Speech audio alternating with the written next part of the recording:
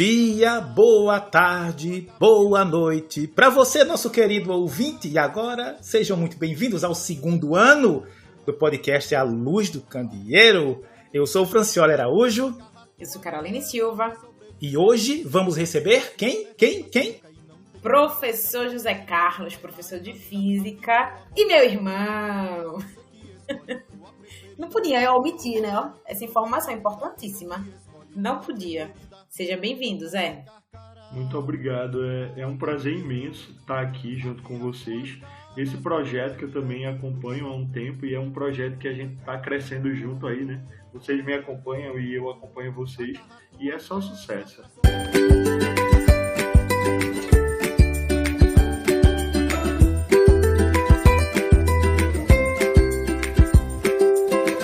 José Carlos, ele é professor de Física pela Secretaria de Educação do Estado de Pernambuco, bolsista do Programa Institucional de Iniciação à Docência. Atualmente ele é graduando em Licenciatura em Física e ele possui graduação em Engenharia Elétrica e o técnico em Manutenção Automotiva pela Escola Técnica Senai. Nossa, que currículo, hein, professor? Mas com isso tudo, nesse episódio de hoje, como é o nome do episódio de hoje, Francioli? 1001 maneiras de ensinar física. O que é que acontece? Todo aluno ele tem um certo trauma de aprender principalmente as exatas, física, química e matemática.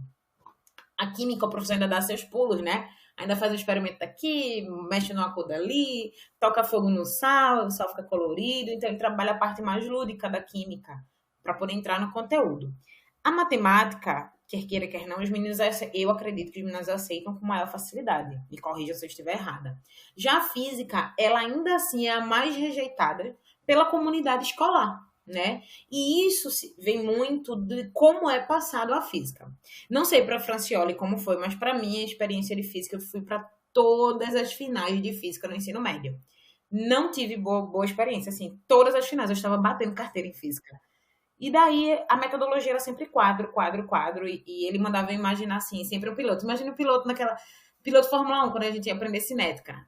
Véi, a gente não conseguia, a gente não entrava na cabeça como que diabo aquilo funcionava. Então, você cria uma resistência, um bloqueio, porque física não é fácil. E mais um físico, né, aqui, né, Francioli? Exatamente.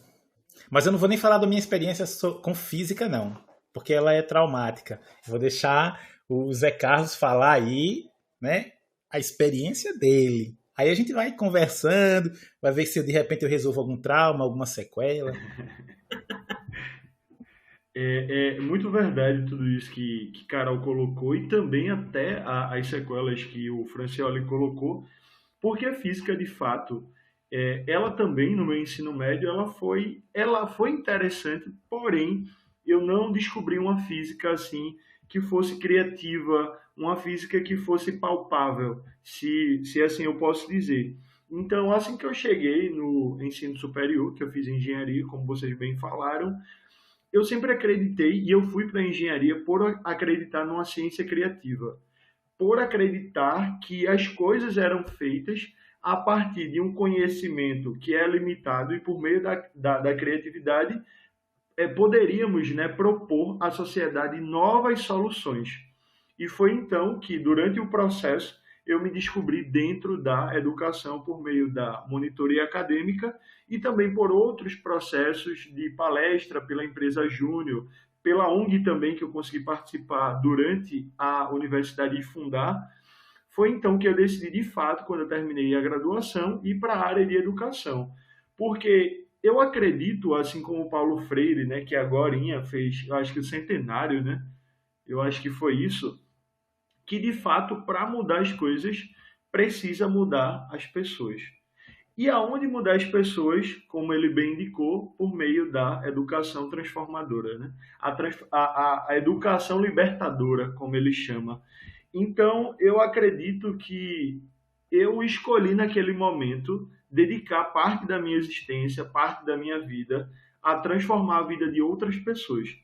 Porque um pouquinho antes, lá no curso técnico, a minha vida foi transformada por meio da educação e eu queria, de fato, de alguma forma, reproduzir isso nas pessoas que eu encontro hoje, nas salas de aulas, no curso técnico, no ensino básico. e foi então que eu decidi, né, voltar para a universidade numa segunda graduação e cursar física, né, que é um curso assim que a princípio tem, normalmente são as pessoas mais corajosas, né, que escolhem física, e depois o desafio da licenciatura, se falando de Brasil, né, porque ensinar dentro das condições que temos aqui no país realmente é um desafio muito grande. É engraçado a tua fala no início, né, Zé?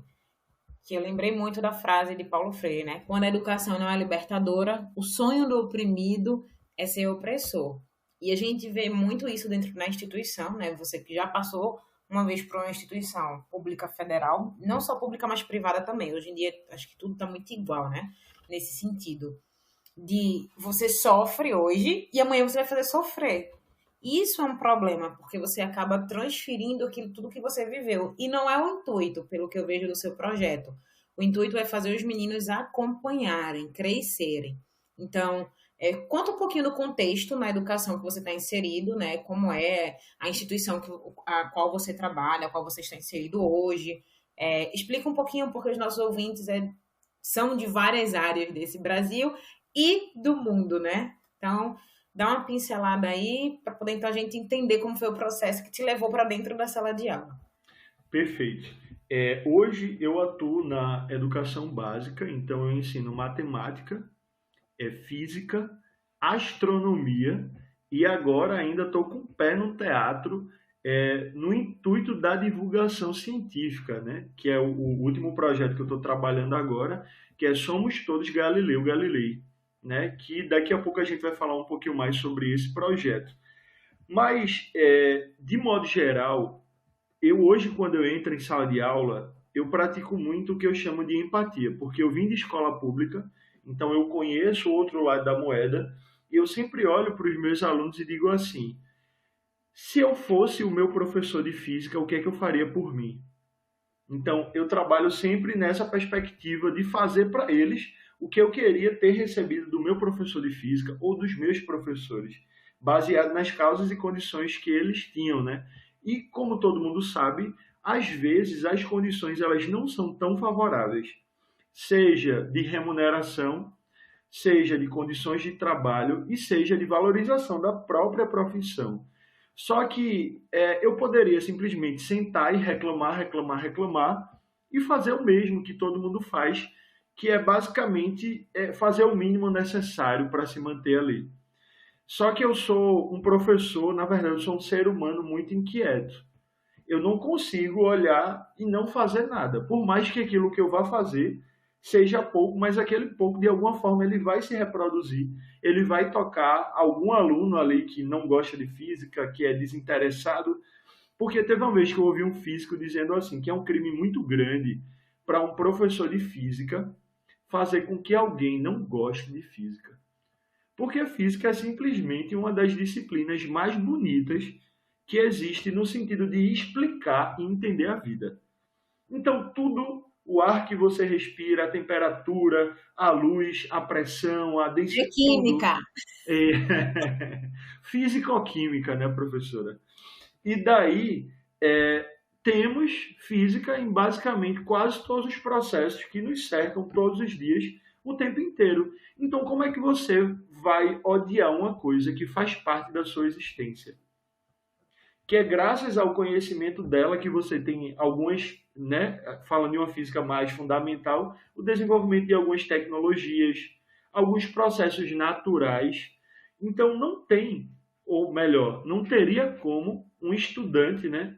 E quando a gente fala de educação, eu me coloco numa condição de professor facilitador, não é um professor que vem como o centro do conhecimento, né? Porque para isso a gente tem o Google hoje em dia, né?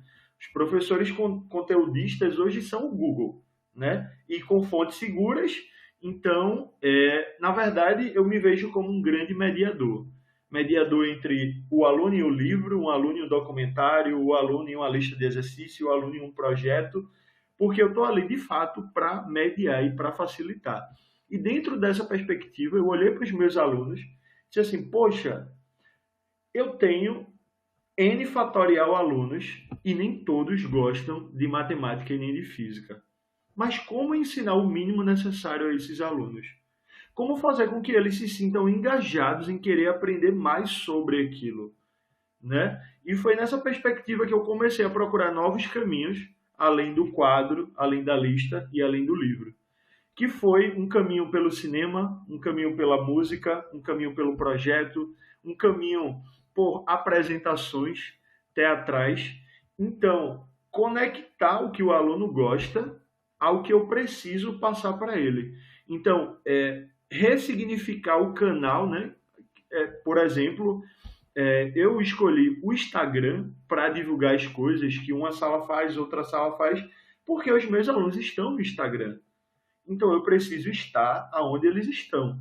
O conhecimento ele precisa permear por algum lugar para que as pessoas tenham acesso a ele. E uma das coisas assim que mais tem me inspirado dentro dessa proposta de construção coletiva de conhecimento é o nosso papel enquanto cidadão, enquanto professor, enquanto profissional, de esclarecer as pessoas a respeito da ciência. Eu acredito que alguns muros estão muito velados. A linguagem ela ainda está muito seleta para um público que é muito seleto. Não podemos só falar de ciência com quem faz um curso superior. Não podemos falar só de ciência com pós-graduandos. Precisamos falar de ciência com a população, que banca a população pública desse país. E eu vejo muito isso quando simplesmente você está num curso na sua graduação e você não sabe o que acontece no laboratório do lado. Aí eu fico imaginando, imagine o trabalhador que está agora financiando essa educação, o que é que ele não sabe, né? Porque se eu estou aqui dentro, na graduação ou na pós-graduação, não sei, imagine seu Zé da Barraca, imagine Dona Maria da Tapioca. E por que eles não têm direito a ter esse acesso? Será que é um problema deles ou nós ainda não entendemos as coisas o suficiente para entender que a ciência precisa ser divulgada? Então, isso é uma das teclas que a gente mais bate, acho que desde a época do chapter, né, Francioli, que eu acho que é uma das teclas mais batidas e o pontapé inicial desse podcast. Sermos também facilitadores de divulgação científica para uma população que não tem acesso. Então, hoje ninguém pode reclamar que não tem acesso a divulgação de qualidade. Nós fazemos o nosso papel, né? E é como a gente comentou na live que ocorreu na última segunda-feira, no dia 15, onde completamos um ano. Assim, quem não assistiu ainda a nossa live, corre lá para ver nossa história. Então, é muito daquilo de... Eram sonhos separados, né? Que a gente começa um sonho sozinho, mas quando a gente une a outras pessoas, a gente consegue tornar esse sonho realidade. E a nossa realidade é divulgar essa ciência. A gente quer que ela saia dos muros. E eu lembro muito do ENUC, né, que foi um encontro de chapter que teve, que a gente bateu muito nessa tecla de vamos tirar a universidade de dentro da universidade, vamos extravasar esses muros, vamos lá para o ensino básico, vamos lá para as escolas das periferias, vamos para as escolas de ensino de prefeituras, sabe? Que é onde tem os gurizinhos que tá começando a aprender agora, que são eles que vão propagar. Então, como tu falou, né, meus alunos estão no Instagram, eu tenho que ir para o Instagram. Eu não sou adepta a muitas redes sociais. Aí, Francioli disse, mas a população não tá no Twitter, Carol. A gente tem que ir pro Twitter, tem que aprender a mexer no Twitter. Então, de fato, a gente tem que ir para onde é a linguagem desses jovens. A gente tem que atender a essa população para que elas tomem conhecimento e elas são o futuro, né? Como você falou. E daí, a tua fala foi muito pertinente nesse sentido que eu achei massa. Antes de passar para Francioli. Eu queria ser o aluno e ser o meu professor, sabe? Foi algo nesse sentido. Então, eu achei fantástico, assim, se eu fosse aluno, o que eu queria do meu professor? Então, eu estou fazendo me questionando nesse sentido, né? Fala, Franti. E, assim, é importante essa fala, porque eu entrei na escola técnica em 97, então tem um tempinho aí. E depois de muito tentar, porque eu nunca fui um aluno... eu nunca fui inteligente, mas eu sempre fui esforçado. Mas numa situação em que você tem isso alguns anos atrás, né, muitos anos atrás, em que para entrar em eletromecânica, às vezes a concorrência era maior do que para entrar em medicina na universidade, você tem que se esforçar bastante. E No contexto de escola técnica, eu lembro que na época de 97, era uma coisa assim, você dizer, pô, um estudante de ensino médio fazendo pesquisa, mas como? E aí, eu entrei em 97, eu digo, olha, eu nunca saí, depois que eu entrei na escola técnica, eu nunca mais saí, porque em 97 eu terminei o curso técnico, depois eu entrei na graduação, depois fiquei como professor substituto e fazendo mestrado em outra instituição, e aí fiquei naquele negócio pesquisando e tudo mais. Chegou uma época que eu, como professor do instituto, tinha aluno meu, do ensino médio, que tinha mais produção científica do que membro de banca de concurso, professor e membro de banca de concurso. Assim, de um dos concursos que eu fiz. Eu tinha aluno que tinha mais produção do que o cara que estava me julgando ali. Então, assim, eu acho que são paradigmas que a gente precisa quebrar, né? E eu adoro, sempre dou o exemplo do Miguel Nicoleles. Miguel Nicoleles, né, que é o neurocientista, tem um livro fantástico dele, em português, chamado Made in Macaíba. Made in Macaíba. Ele tinha um projeto fantástico, queria trazer para o Brasil, onde ele iria fazer monitoramento das crianças, né, que vinham desde enquanto ele estava ali no período da gestação, a mãe estava gestando, até a idade adulta. E tentaram cooptar ele, né, os grandes centros de pesquisa brasileiro, de São Paulo, do Rio, queriam que ele levasse esse projeto para lá. E ele disse, não, vou usar aqui um critério. Eu vou instalar esse projeto na cidade que tiver o menor IDH do Brasil. E ele instalou o projeto na cidade de Macaíba, né, vizinha cidade que eu morava lá no Rio Grande do Norte, Parnamirim. E a gente teve a oportunidade de ver, trabalhos desenvolvidos com crianças de 10 anos dentro de uma pesquisa de neurociência. E aí eu digo, cara, será que nós que não estamos realmente subestimando o potencial dessas pessoas para entender e para fazer ciência?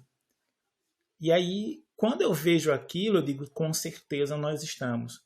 Então, o que falta muito, ainda no meu ponto de vista, eu acho que você colocou bem isso aí, Zé Carlos, é incentivo, né? A gente precisa incentivar. A gente precisa mostrar, e principalmente quando a gente fala assim, dentro do contexto de sala de aula, porque eu vim de escola pública, toda a minha vida foi em escola pública, a gente vê, e não é de hoje, uma desmotivação muito grande. Você tem aqueles poucos professores que fazem a diferença. São o que eu gosto de chamar são os artífices de realidade. Né? Porque eles mudam, eles conseguem, são professores que com pequenas ações eles conseguem mudar completamente a realidade de um jovem que muitas vezes está em situação de vulnerabilidade, que não vê perspectiva nenhuma na vida. Eu era que imaginava assim, olha, eu vou ficar na cidade do interior, e aí assim, nada contra, mas a gente, né, quando você olha essa questão da perspectiva de vida, eu vou seguir a mesma carreira, ou eu vou ter a mesma história de vida do que muitos colegas meus tiveram. Vão ficar numa cidadezinha do interior, não tem muita coisa para fazer, ele vai acabar trabalhando ali no comércio local e as potencialidades nem sempre elas se desenvolvem. E às vezes você pega um professor. A minha vida foi assim. Eu acho que o meu despertar para a ciência foi um professor, em uma disciplina. E que mudou completamente a minha história de vida. Então, eu acho que a gente precisa muito dessas pessoas, né, que querem fazer que querem fazer a diferença na vida dos outros, né, e conseguem impactar assim, de uma forma brutal, no bom sentido. E é fantástico, né? E eu estava conversando, inclusive, o Zé participou comigo na semana anterior do Ciência Jovem, que é um evento que acontece todos os anos aqui em Pernambuco, promovido pelo Espaço Ciência, que é um lugar de propagação e divulgação científica para alunos de ensino médio. Na verdade, alunos de ensino básico, porque pega o fundamental também, né, nos anos finais. E, Francioli, os meninos são arrasadores. É todo o estado, que é uma competição, na verdade, para ver os melhores prêmios, mas o intuito é botar esses meninos para pensar mesmo. E os projetos, Francioli, Eu tive a oportunidade de ver cada projeto melhor que muitos TCCs por aí. Cara, os meninos de ensino fundamental, assim, você vendo o esforço. E bonito também, eu estava relatando com outros colegas, né, que também tiveram a oportunidade de passar por esse momento, que eu acho que todo estado deveria ter isso, né? Eu não sei se tem, logicamente, eu não busquei, mas acho que todos os estados deveriam ter, né? Ciência jovem, assim, bem, sabe? Que movimenta mesmo o estado, as escolas, todo mundo se mobiliza para participar. E é muito legal. E eu vi as meninas conversando, né? Me falaram que teve um grupo que tinha um menino que ele tinha. A professora entrou antes deles falarem, porque os professores não são permitidos responder. Tudo é para eles responderem, colocar o ponto de vista, porque a gente quer ver o desenvolvimento deles. Aí ela só disse: olha, o aluno tal é especial. Disse mais nada, mas ele arrasou assim. Você sabia, ele tinha uma dificuldade na fala, mas ele superou, sabe? A dificuldade dele, e ele conseguiu apresentar, disse, cara, é fantástico, porque você vê a questão da integração, da inclusão, e os outros alunos super preocupados com ele, dizendo que ele não precisava ter medo, que ele foi sensacional, assim, todo um apoio, sabe? E aquela valorização, e você vê que os professores, esses poucos, né, mas que estão realmente abraçando a causa. Ele não precisa ser um professor universitário para fazer pesquisa, ele consegue fazer a pesquisa dentro da escola onde ele está inserido, dentro de escola técnica, dentro de uma escola de referência, dentro de uma escola de bairro, né? E muitos desses têm bolsa CNPq, tem bolsa CAPES, né? Que agora, antes a gente não tinha, na minha época não tinha isso. E hoje a gente tem projetos que os professores de ensino estadual, de escolas técnicas, né? Ou de referência, ou enfim, podem submeter e conseguir bolsa para os seus alunos. Então é muito fantástico isso. Eu acho que isso tem que ser levado adiante, tem que ser propagado para os meninos entenderem que isso faz sentido na vida deles, como o Zé falou, né? Mas aqui não é para falar de nós. Então, Zé, fala aí o que é que tu faz de diferente nesse Instagram que o Francioli já disse que acompanha. É verdade. É muito interessante nesse momento, né, quando você escolhe pagar o preço de tentar nadar contra a maré, né? É muito interessante se colocar nessa condição, porque, primeiro, os alunos eles não foram treinados a metodologias que saem muito do contexto de quadro, caderno. Então, esse primeiro impacto que eles recebem, tipo assim, como assim, professor, um projeto? Como assim uma paródia? Como assim uma peça? E como que o senhor vai me avaliar fazendo isso, né? Por que não a prova? Por que não a conta, né? Então, temos hoje uma educação estruturada no sistema de testagem. Então, a escola boa é a escola que aprova em tal teste, que aprova em tal vestibular.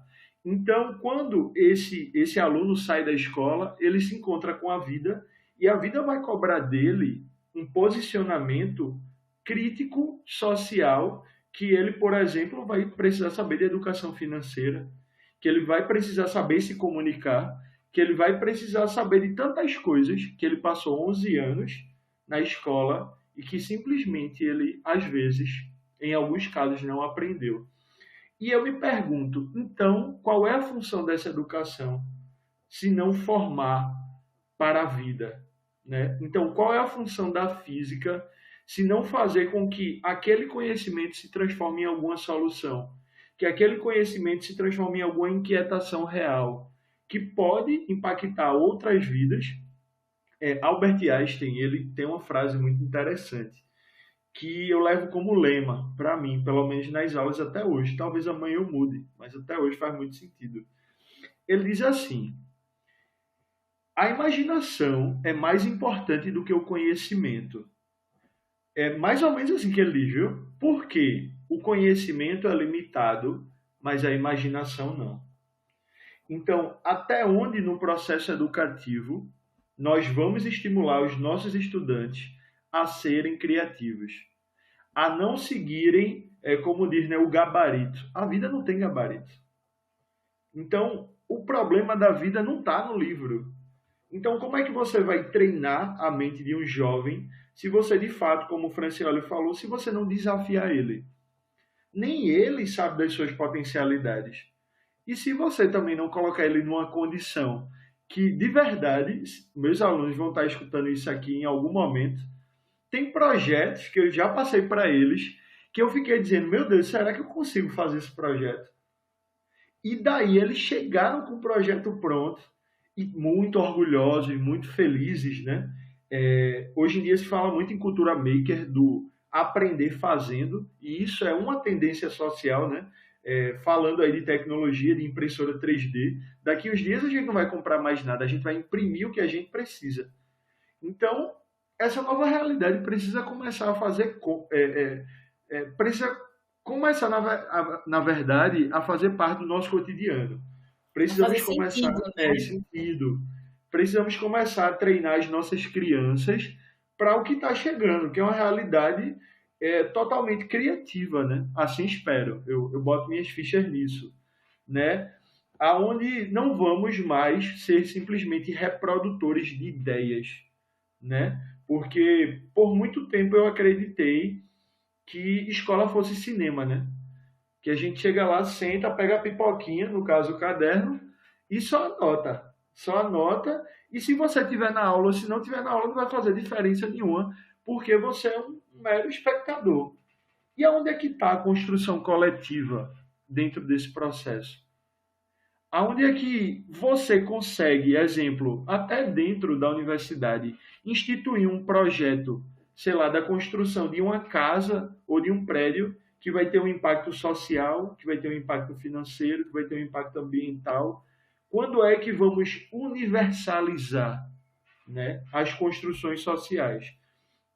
E baseado nisso, nessas necessidades, eu volto para o ensino básico e trago para esses meninos a simulação que eu encontrei na universidade, mas que eu não tinha encontrado dentro do meu ensino básico. Trago o que eu mais amo de fazer, que é aprender fazendo, que é a cultura maker, tanto no ensino de astronomia, de física, de matemática. Vivemos agora, né, uma pandemia, aonde a desculpa não era mais a existência de um laboratório ou não na escola, mas que eles entendessem que física poderia ser feita em casa, por exemplo, como um projeto que se instituiu, que foi o Física em Casa, aonde se foi possível estimular eles a fazer experimentos com as coisas que eles tinham dentro de casa, para que eles observassem a física que tem dentro de casa. Então, ainda esse ano, lançamos foguete, eu acho que a 10 metros de altura com garrafa PET, fizemos paródia, né, já que eles gostam muito de música, mostra de ciência e tecnologia, que foi algo mais coletivo, tribunal, né, que eu acho que é uma construção que eu olho assim, de que massa, que eu me apropriei, que normalmente o pessoal de humanas faz, né, mas de botar esses alunos para estimular a pensar, questionar. Não é porque o professor diz, não é porque um pensador diz que está necessariamente certo. Até que ponto você tem o seu senso crítico de dizer, será que está certo mesmo? Não é porque está em todo o livro que necessariamente vai estar certo. Até porque as grandes revoluções que tiveram no mundo foram de pessoas que duvidaram do que parecia ser uma certeza, né, indubitável. E aí, Zé Carlos, assim, essa tua fala, né, de pegar o aluno e fazer com que ele intervenha também na sociedade, na comunidade, né, qual ele faz parte, me lembra um projeto muito interessante, que em algum momento eu vou entrar nos detalhes aqui no nosso podcast, que ele foi concebido por um professor lá do Amapá, o professor Pedro Aquino, e eu acompanhei, inclusive, algumas palestras que ele deu mostrando esse projeto para algumas comunidades, em alguns eventos. Ele pegou alguns alunos do ensino médio, né, curso técnico, e ele disse, vamos montar uma casa sustentável, a casa dele. A casa dele era um container, é um container. E aí ele começou, vamos trabalhar aqui alguns conceitos. E nessa casa que ele apresentou, e que eu não sei exatamente em que pé está, mas quando eu saí do Amapá, a Secretaria de Meio Ambiente queria pegar esse projeto e replicar ele em outras comunidades de difícil acesso, que era basicamente um container. O container esquenta. E na região amazônica, exatamente na linha do Equador, o negócio fica bacana. E aí que começou a fazer, né? Primeira coisa, vamos buscar um conforto térmico. Como que a gente vai fazer isso? Conversa com os alunos e tal. Usa o caroço do açaí sobre a cobertura. você tem uma diferença, e aí você vai, mede lá fora, mede lá dentro, você já melhorou. E aí começa a levar esses alunos aqui, de um determinado curso, a gente vai trabalhar com tratamento do esgoto, tratamento da água, captação de energia solar, produção de energia eólica, tudo isso. Então, e aí você vê, basicamente física, né? É física e química. E aí você começa, e o professor Pedro Aquino, ele é professor de sociologia. Ele não é professor de química, ele não é professor de física, ele é sociologia. E aí você começa a integrar forçosamente outros professores. Porque o cara vê, pô, mas você está fazendo aí, começa ali, olha, mas me ajuda aqui. Aí vem um professor e traz 2, 3 alunos. E aí você começa a fazer uma coisa que tem um impacto social muito forte e você está fazendo com que o aluno ele desenvolva os conceitos que ele aprende em sala de aula e que muitas vezes fica, como a Carol falou no início, né? Imagine isso, imagine isso. Amigo, não é todo mundo que diz que é bom de imaginação, né? E aí, quando você coloca isso na prática para funcionar, ele ganha contexto, né? O conhecimento. Você começa a produzir, aplicar conhecimento, a depender de como o projeto se desenvolve, você começa a gerar conhecimento e o mais importante, você está fazendo com que o cara ele olhe para aquele conceito que ele aprendeu em sala de aula e diga, é assim que funciona na prática. Eu acho que esses projetos são extremamente importantes nesse sentido. É muito interessante, né? Quando a gente pode aplicar aquilo que a gente estudou, a gente viu só lá na literatura e tipo, cara, isso eu vi, eu estudei, eu tô aplicando, bicho. Nós que estamos passando pelos nossos processos de graduação e pós-graduação, ficamos maravilhados quando a gente vê a nossa pesquisa sair do papel. Imagina o caba que só tá sentado lá comendo a pipoca, como o Zé falou, né? Ou seja, escrevendo no caderno. Quando ele vê aquilo sobressair do caderno, sabe? Ele conseguindo dar vida àquilo ali, é fantástico, né?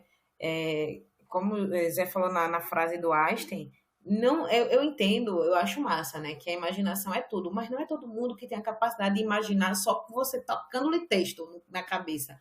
É como se você pegasse um pedaço de pau e ficasse batendo na cabeça do menino e dissesse a ele, não sinta dor de cabeça.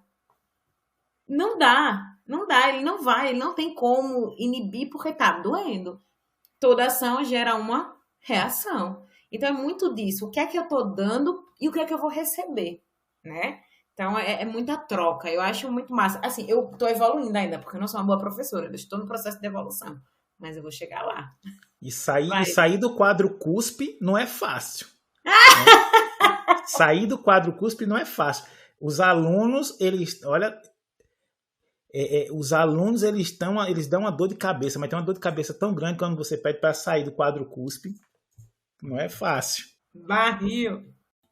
É verdade. E é muito importante tudo isso que vocês colocaram, né? Hoje em dia se fala muito sobre zona de conforto, né? E até onde o professor ele se coloca numa zona de conforto e simplesmente não se joga numa perspectiva assim, às vezes altamente desafiadora. Porque você trabalhar uma abordagem diferenciada, seja no cinema, seja na música, seja no teatro, certamente eu não sou um professor de teatro, mas eu acredito que por meio do teatro podemos levar a ciência. Assim como vocês acreditam que por meio do podcast é possível divulgar a ciência. Só que para que isso aconteça tem que ter pessoas corajosas e que estejam, vamos dizer assim, engajadas e que acreditem que é possível aprender teatro, que é possível aprender técnicas de gravação de um podcast. E aí, nesse momento, é que você escuta, assim, do meio do sistema, de tipo assim, por que você está fazendo isso? Né? E, de alguma forma, aquilo tenta, não sei, parece uma onda contrária, que parece que você está fazendo uma coisa errada. Já teve horas assim que eu parei e disse, meu Deus do céu, eu duvidei daquilo que eu estava fazendo. E que, de alguma forma, como vocês bem falaram, estava impactando na vida dos meus alunos. Porque, de início, as pessoas acreditam que você está fazendo para impressionar alguém, que está acima de você. Só que depois que gera uma certa continuidade, as pessoas dizem, não, se fosse para impressionar, já tinha impressionado. Se você não tiver razão suficiente, motivação suficiente, e aquilo for concreto, aquilo for palpável assim dentro de você, tem que fazer sentido todos os dias, porque as dificuldades, o desânimo, a energia, ela não está lá em cima todo dia. E você precisa acordar e dizer, hoje eu preciso fazer isso, porque isso vai chegar em alguém que precisa saber disso. E não é por mim, é por alguém que vai precisar, que vai ter acesso a essa informação, que vai ter acesso a esse projeto, que vai ser tocado, né, por esse processo. E dentro disso, o que eu notei foi, primeiro, muito protagonismo. Então, hoje, os alunos, eles, nas redes sociais, ao vivo, eles me trazem projeto, eles me desafiam. Professor, vamos fazer esse motor? Teve um aluno que chegou para mim e disse, professor, eu quero fazer 5 motores. Um térmico, um elétrico, não sei o quê. E eu, sabendo da dificuldade, eu não disse a ele, não, faça não. Eu disse, faça. E daí ele fez um, que foi um térmico, e o motor explodiu, e deu algumas coisas normais de projeto, né? E ele chegou para mim, mas professor, eu não vou fazer 5, não, eu vou fazer um só, tá bom? Eu disse, tá certo, tudo bem, Ítalo, não tem problema nenhum. E parabéns, porque assim, precisamos, dentro do processo criativo, valorizar a tentativa, né? Dentro da educação, o erro é visto de forma muito, oh meu Deus, você errou. Mas é no erro que você aprende. Então, como pode ser o erro algo tão assustador? Nesse momento que você está aprendendo, né? E as pessoas estão muito... têm medo de tentar o novo com medo de errar, certo? Mas se você não errar, como é que você vai descobrir o novo, né? E daí temos vários e vários exemplos da ciência que erraram, né, várias e várias vezes, até chegar em soluções como, por exemplo, a lâmpada, que é uma coisa totalmente útil o tempo inteiro, né? E mesmo parecendo ser uma solução antiga, às vezes a solução prática ela não é inclusiva. Ela não atinge o meu aluno que vai para a escola para se alimentar, porque não tem alimento em casa. Então, ela precisa, além de ser uma solução, né, que já é conhecida dentro da educação, o experimental ajuda no processo de internalização, cognição e tudo mais, e assimilação, mas ela precisa chegar no menino que não tem dinheiro para comprar pão. E como é que esse menino que está com fome, que tem dificuldade em física, ele vai conseguir entender que é importante, que é interessante aprender física? No momento que você pega os seus projetos e vai adaptar eles, como por exemplo, eu acho que eu passei 23 projetos ao longo do ano, e a maioria dos projetos você conseguia com caixa de papelão, com materiais que a escola tinha, com coisas recicláveis. Então, a ciência ela deixa de ser aquele experimento, né, que a gente conhece na universidade, muito certinho, muito caro, um maquinário muito caro, e passa a ser algo palpável, né? Passa a ser algo acessível, onde o menino consegue fazer um pêndulo de Newton com bola de gude, onde o menino consegue fazer um elevador hidráulico com a caixa de sapato dele. Então, até onde você vai permitir que seus alunos criem, que eles sonhem, que eles, de fato, tenham orgulho de ser o que são, sabe? Eu acho que o que mais me engaja todo dia é olhar para eles, mesmo quando vem o desânimo de toda a realidade, né, do sistema público de educação, é entender que, de alguma forma, aquilo está transformando eles. E eles estão conseguindo entender a importância de tudo isso. E eu acho que é por isso que me faz acordar todo dia e pensar novas técnicas, novos jeitos. São eles, né? Ó, metodologia ativa. Aqui todo mundo fala muito, professor, então tem que realmente estar pedindo. Não, mas é que eu lembrei aqui, quem devia estar participando também desse bate-papo aqui com a gente era o Nelson. Eu lembro que o Nelson, né, que participou logo de alguns dos nossos primeiros episódios, e mais uma vez, Nelson, estou falando o seu nome aqui, tá? Já reconheci o seu papel fundamental para o nosso podcast. Ele participou de um programa, né, e visitou o CERN, né, o grande colisor de hadrons. E eu achei muito interessante que assim, fazia muito pouco tempo que eu conhecia e ele mandava mensagem para mim. Infelizmente, as fotos já não existem mais. Mas ele dizia, olha, François, olha que massa que esse equipamento que eu tô vendo aqui, cara, para ensino de física. Eu digo, nossa, cara, que massa isso aí. Isso é coisa moderna, né, cara? Assim, o pessoal, ele disse, não, pô, isso aqui o pessoal usava para ensino de física no século XVIII. Eu digo, sério, velho? Então, assim, no século XVIII vai pegar aqui, assim, o pessoal ensinava física com coisa muito simples. E são coisas simples que eu acho que, às vezes, assim, pela minha realidade ser de Instituto Federal, a gente tem uma estrutura bem melhor do que a maioria das escolas públicas. Né? Uma escola pública, mas a gente tem uma estrutura bem melhor. Então, é muito comum que você tenha laboratórios com equipamentos, com experimentos que são chamativos, mas a gente tem que lembrar muito dessa forma de ensinar física que tinha lá no século XVIII, que é feito com material muito simples e que tem o mesmo efeito de você fazer com equipamento sofisticado, né? Então, eu acho assim, eu tenho sempre que lembrar isso porque dá para fazer? Dá. Muitas vezes é uma questão de vontade, de querer fazer, né? A questão do tribunal, não sei se é a mesma ideia, mas acho muito interessante fazer dentro da sala de aula e a gente cria um ambiente de direito ali dentro, né? A gente se coloca como juiz, a gente tem a defesa, a acusação e você lança a bomba e olha, você tem que defender, você tem que criticar e no final a gente vai ter que chegar a alguma conclusão. Gente, eles ficam tipo os senhores advogados dentro da sala. Eu fico maravilhada, tipo, caramba, eu tive uma turma foi escola do estado, não, foi escola particular, que os meninos, assim, era particular de bairro, então não é tão grande assim, tem suas limitações, e daí, acho que foi a minha primeira escola particular, e daí os meninos super desmotivados e tal, disse, gente, vamos fazer o seguinte, vamos nos inscrever na Olimpíada de Química do Senai. Aí os meninos, mas professora, a gente não tem competência, porque eles mesmos começam a se colocar pra baixo, né? A gente vai competir com os caras do Senai, que eles falam nesse linguajar. Como é que a gente vai passar? A gente não vai conseguir. Eu disse, vai. Primeiro passo, a gente primeiro tem que se inscrever. Se a gente não se inscrever, a gente não tem ideia, né? Então a gente tem que ir. Depois que a gente for, a gente vai fluindo e vendo o que dá. Eu faço minha parte, vocês fazendo vocês, vai tudo dar certo. Pra começar, vamos fazer um tribunal aqui. Menino, foi uma guerra na sala, que depois eu fiquei com medo desses meninos espancarem lá fora. Mas assim, você aguça a curiosidade deles. No outro dia, eles ainda estavam comentando em outra aula. A professora vai dizer, professora, que danada a senhora fez com esses meninos, hein? Que chegou tudo virado, bolando, porque depois que passa, que você começa a pensar com mais frieza daquilo que você falou. Então, no outro dia, eles queriam continuar o tribunal, porque eles tinham pensado outras ideias. Eu disse, não, se eu continuar o tribunal, vai ser outro problema.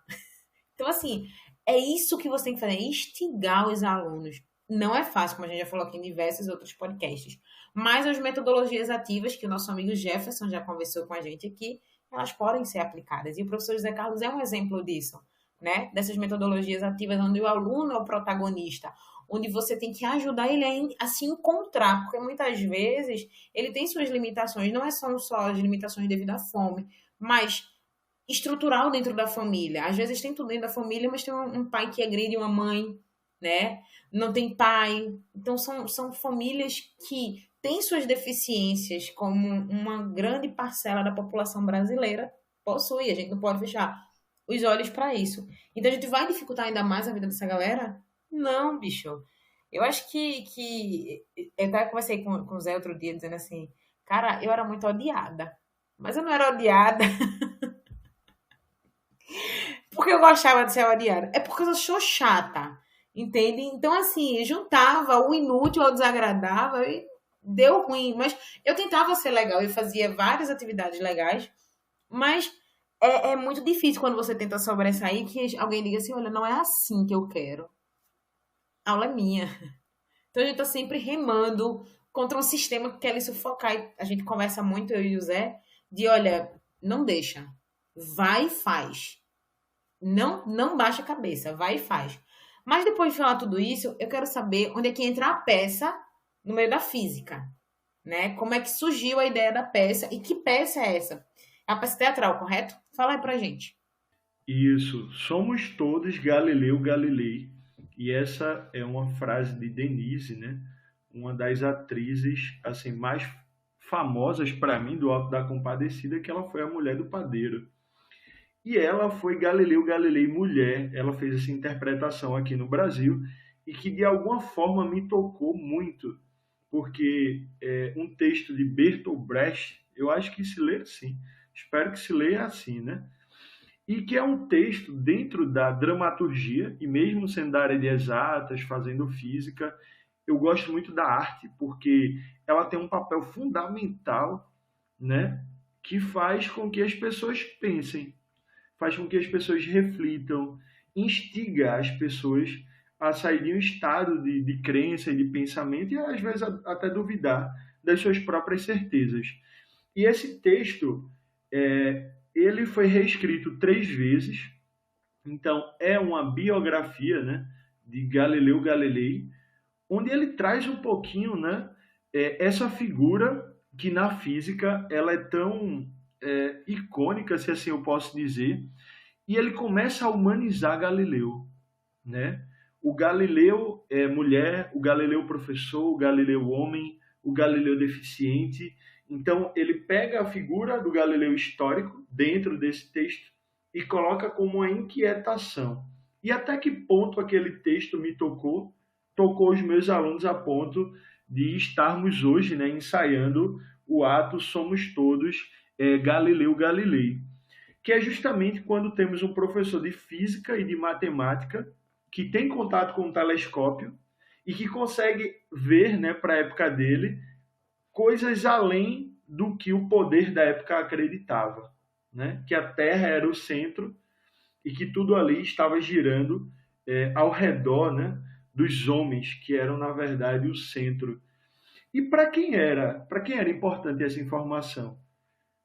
Será que, de fato, ela era verídica e Galileu, observando as estrelas do céu, percebeu que não era verdade. Mas Galileu precisava provar o óbvio. Ele precisava provar o que estava proibido.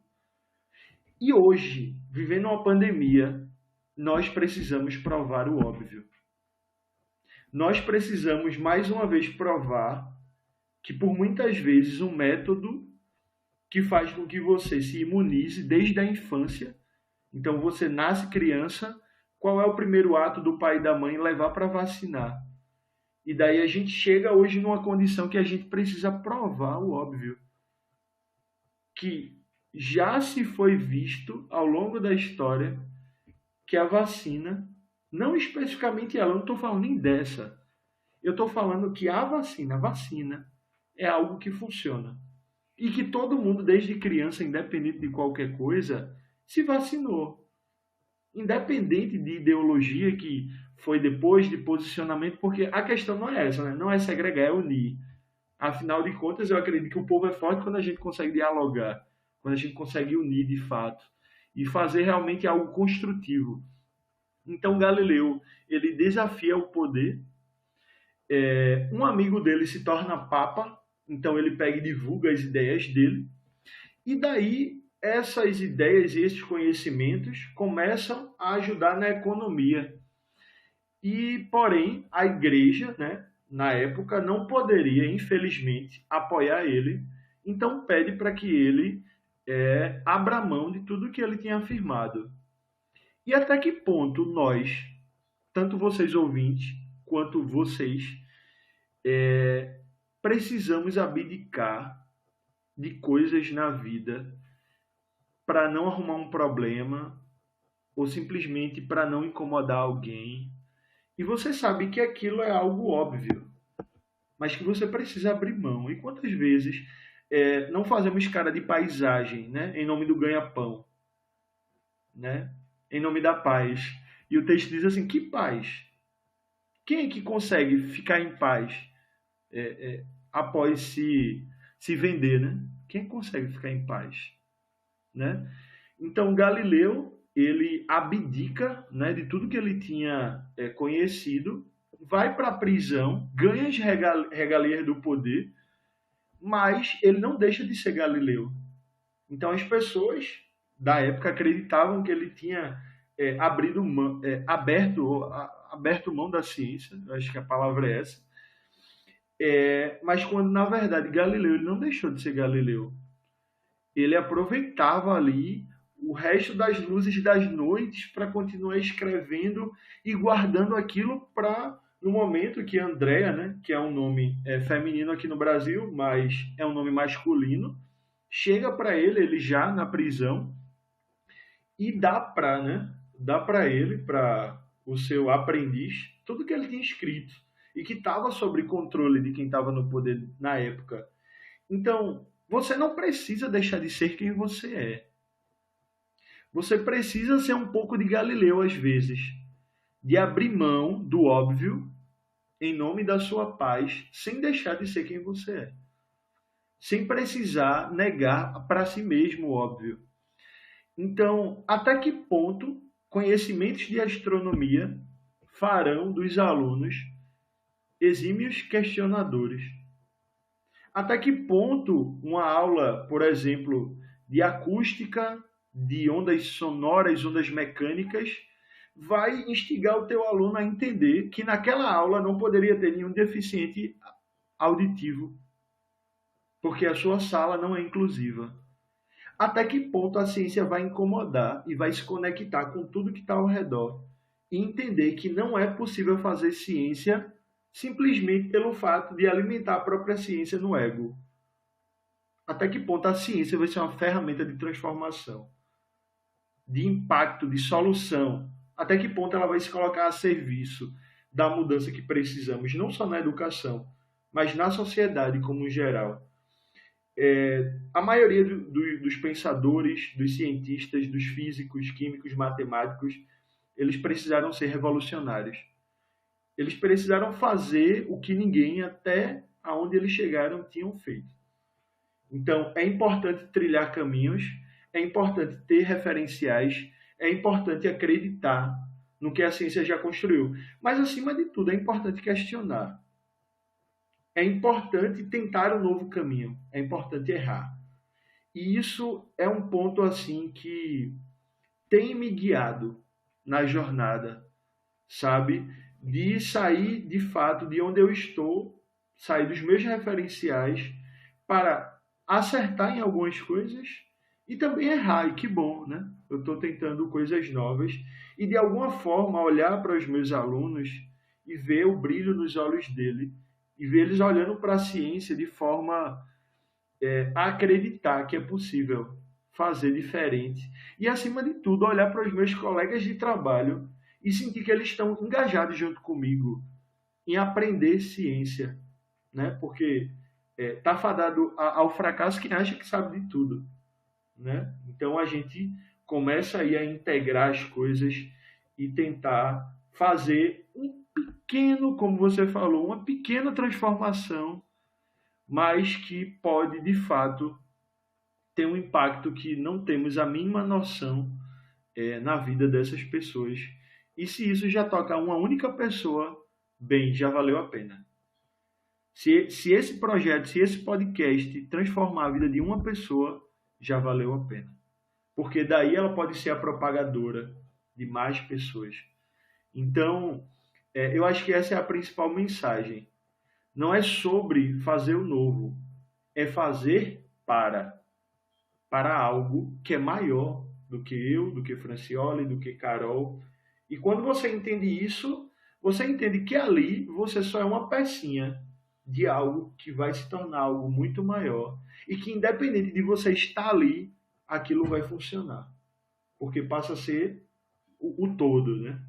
Assim, é muito interessante quando a gente vê essas experiências, né, esses discursos, né, de quem está ali lidando com o aluno no dia a dia, que sabe das dificuldades, que faz uma educação não para si, mas para os outros, pensando nos outros. Eu já estou lecionando, assim, diria assim, oficialmente, né, desde 2005. Tem um tempinho, né? Mas antes disso já dava aula, né, particular, essa coisa toda. E uma das coisas que eu acho assim mais fantásticas é encontrar com um ex-aluno e ver como ele como a vida dele se transformou em virtude da educação. E assim, quando você vê, você encontra com os alunos que têm essas histórias, que dizem, olha, professor, eu segui o teu conselho, ou aquela tua aula foi muito importante para mim. E isso sim é muito gratificante, né? E aí você vê que realmente, né, assim, as pessoas, quando a gente trabalha, quem se destaca, né, quem trabalha em prol do outro, normalmente vai levar pedrada.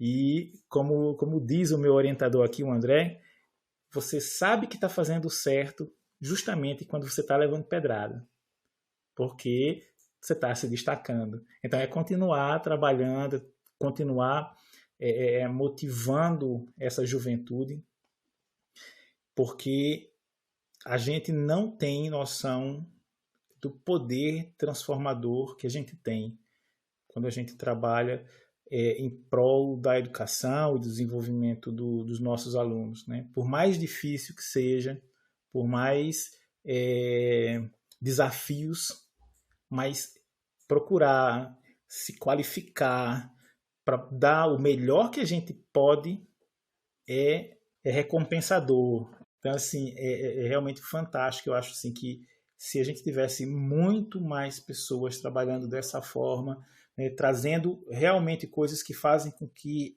as pessoas comecem a pensar, porque eu acho que o principal é isso. A gente não pode... Eu sou contra a formação do aluno que chega na sala e fica lá na pipoquinha só recebendo, né?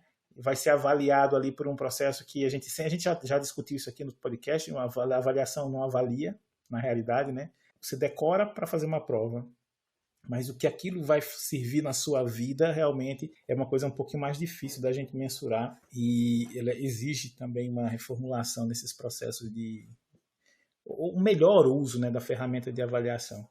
Então, assim, a gente precisa realmente fazer com que as pessoas comecem a pensar, porque se a gente começar, ao invés de fazer com que eles só repliquem, a gente comece a fazer com que eles pensem, a mudança, ela vem rápida, né? A mudança na sociedade, ela vem rápida. O problema é justamente isso, a gente conseguir engajar mais pessoas para que elas possam fazer isso. Mas de grão em grão a gente chega lá. A gente espera que sim. Certeza. E assim... Gente, foi uma delícia bater esse papo com vocês no dia de hoje. Não terminamos, com certeza não terminamos. Deu para perceber que tem muito pano para manga.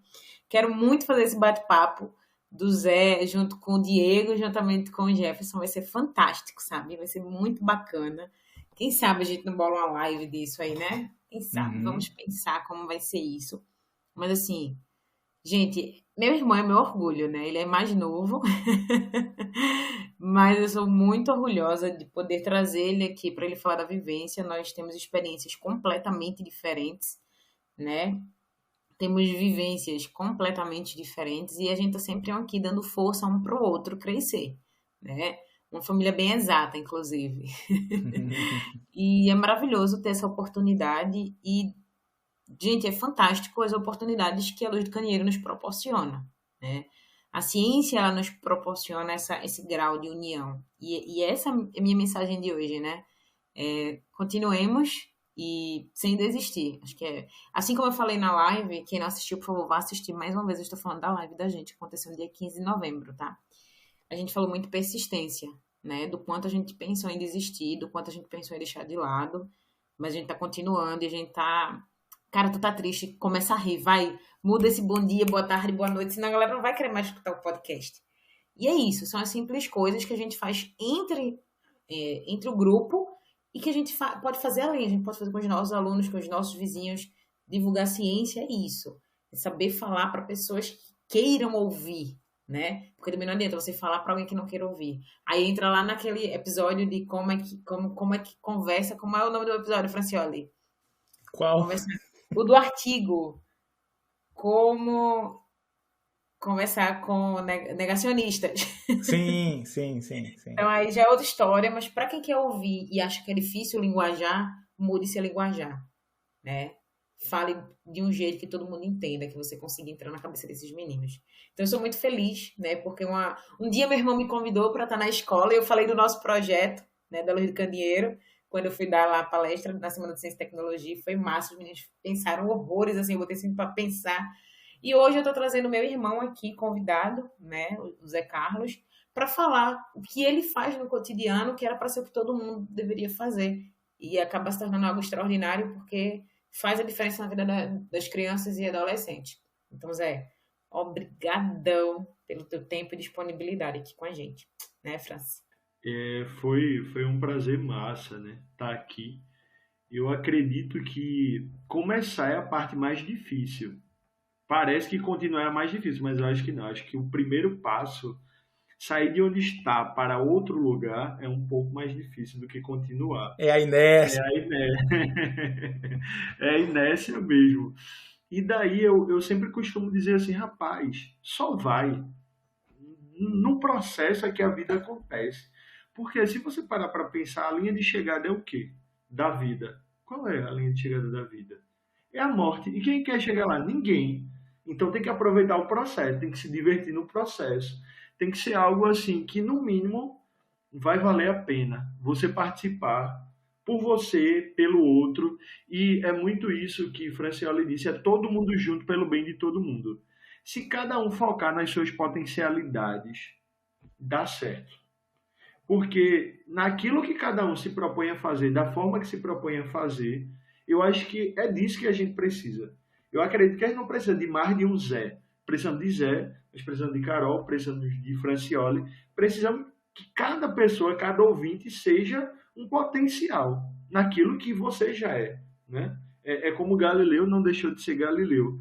E para me acompanhar e ver tudo isso aqui que a gente conversou hoje, só é chegar lá no Instagram, no jcarlos.educ, @jcarlos.educ, e podemos trocar figurinhas, também podemos aprender juntos, né? Porque às vezes a gente está fazendo um projeto aqui e no outro lado do Brasil tem uma professora, um professor que também está ali nadando contra a corrente, e daí a gente pode unir, né, essas forças e fazer esse network e realmente aumentar essa rede de multiplicadores da ciência. Então, meu muito obrigado a esse projeto que eu também acompanho, que eu também admiro, que eu também divulgo entre os meus alunos, que é uma das ferramentas de divulgação também da ciência em sala de aula, por esse convite. E só vamos. Valeu, galera. Então é isso, meus amores. Vamos lá, vamos ser melhores como pessoas e principalmente profissionais da educação. A educação precisa da gente, por maiores que sejam os obstáculos. Nós precisamos da educação. Então, é uma via de mão dupla, é indo e vindo o tempo todo. Então, não desgruda da gente, fica ligado. Muitíssimo obrigada pela tua companhia, ter chegado até aqui. Né? Mais uma vez, a gente não pode deixar de agradecer aos nossos ouvintes e multiplicadores, né? Que vocês são extremamente importantes para os nossos episódios. Semana que vem, esperamos por vocês. Tchau, tchau. Tchau, tchau.